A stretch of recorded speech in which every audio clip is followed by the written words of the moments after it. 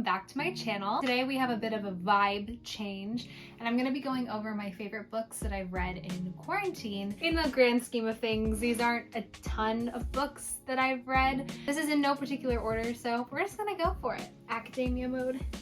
Let's get started. First is Fleabag. This is the one-woman show that Phoebe Waller-Bridge wrote, and it's the script of the play itself. Got it at Barnes & Noble, and I went, ooh, there has to be some good monologues in here. All of them are too.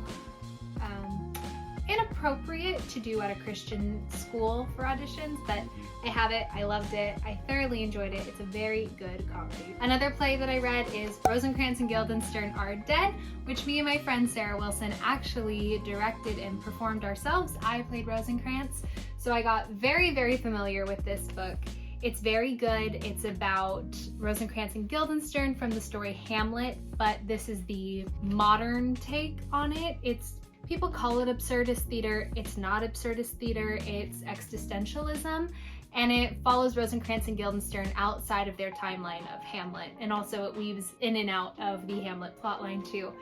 It's crazy, it's nuts. It's a really fun thing to know each page front and back and to just know a story at its heart. And when you direct a show, it's almost as though the story knows you too. So it's very fun to get to be so intimate with a story again. Next is the only nonfiction that I read is Yes Please by Amy Poehler. I read this summer. It's her autobiography, and it's beautiful, it's lovely, and very comedic for someone who loves improv, loves theater, loves comedy, loves Amy Poehler. We'll go on to poetry next. Next is If Not Winter.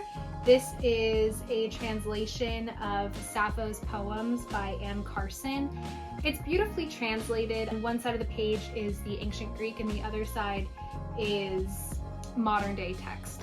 It's lovely. I like the translation. It's easy to understand, and Sappho's works are utterly beautiful. If you don't know who Sappho is, she was an ancient Greek poet from the island of Lesbos. I would highly recommend looking her up. She's a lovely, lovely storyteller. I love seeing women in ancient times exhibiting their talent and creative abilities in art, in poetry, and drama. I love hearing about it because women in the creative field back in the day are very slim pickings. There's not a lot. History is just that, his story. History is written for men, by men. So there's not a lot of women in history to pick at. And so having a lovely lady as Sappho to glean off of for poetry was very lovely to discover her work. Now is for YA novels. I'm gonna start off by outing myself and saying that I tried to read Midnight Sun.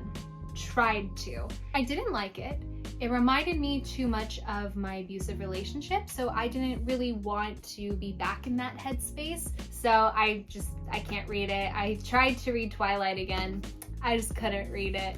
I think my brain has moved on from those stories and on to some other ones, such as Call Down the Hawk by Maggie Stiefvater, I believe is how you say her name. Maggie Stiefvater wrote this beautiful, beautiful series called The Raven Boys. I read them in high school. They are my absolute, utter favorite book series. It's about a group of 5 friends who are looking for a dead Welsh king in the hills of Virginia. And it's all about friendship, camaraderie, magic. Think The Secret History, but more magic. It's lovely. I've yet to read The Secret History. It's coming in the mail on Friday, so who am I to say? This is the first book of the sequel series to The Raven Boys, the Dreamer trilogy, and it focuses on one of the characters, Ronan Lynch, because he can take items out of his dreams. What? So this is the first book in the series. It's very different from the Raven cycle, so it really threw me off. And this isn't as much of my vibe. This is all like cars, motorcycles, blood, fighting, whereas the other one was like friendship, yay! So it's a lovely series. I love Maggie's writing style. You don't have to have read the Raven cycle to read the Dreamer trilogy. So if you're more hardcore, I'd read this book. So next, I finished this book 2 days ago, is The Starless Sea by Erin Morgenstern. She wrote The Night Circus, and I'd seen a few things on Tumblr about this book, heard some lovely things about it. I did not like it. It wasn't for me. I'm a person that wants a story that has a good beginning, a middle, and an end, and this just has a lot of metaphors, allegories strewn through. It's lovely writing, just not my type of writing style that I like. It's definitely for people who love literature, love books, love writing, and just love the craft of it. Like, this is a lovely book for you.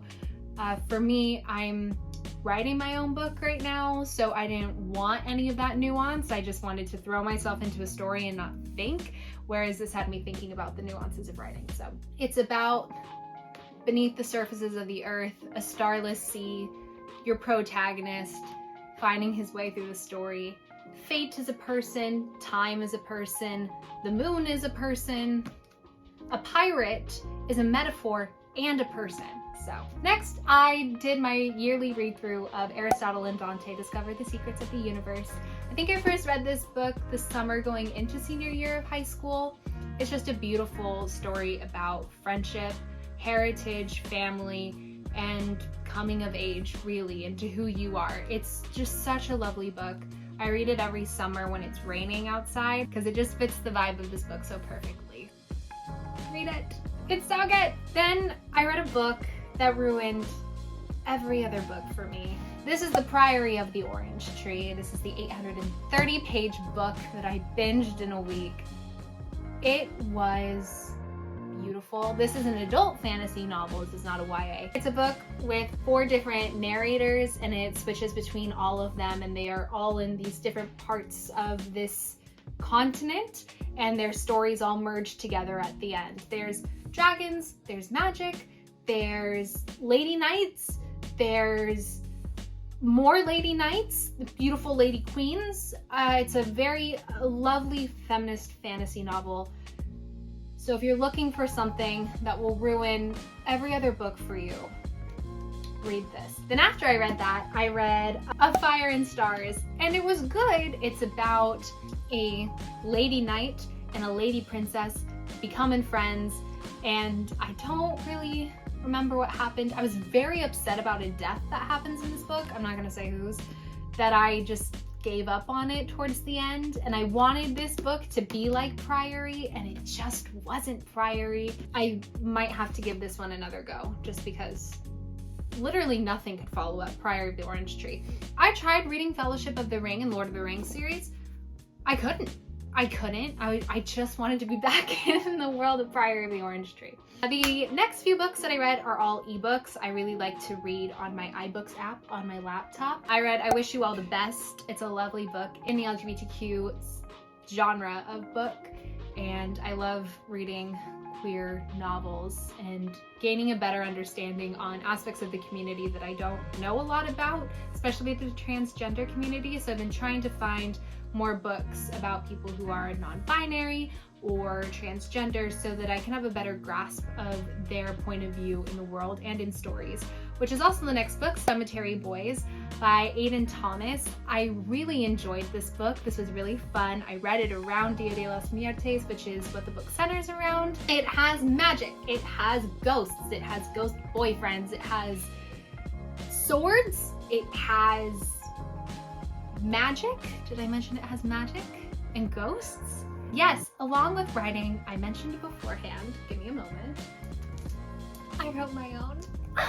And it's a feminist fantasy novel. Of course, what else would it be? It's been fun diving into this medium of creativity.